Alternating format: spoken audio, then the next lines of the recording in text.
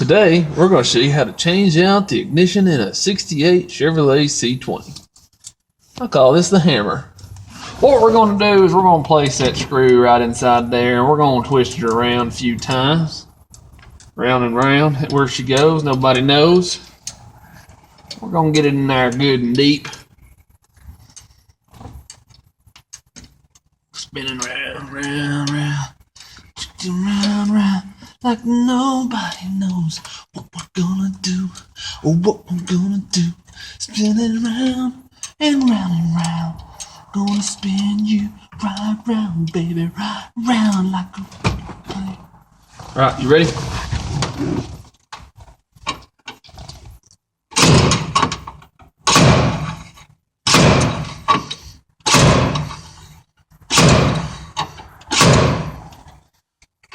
Spin around. OMG.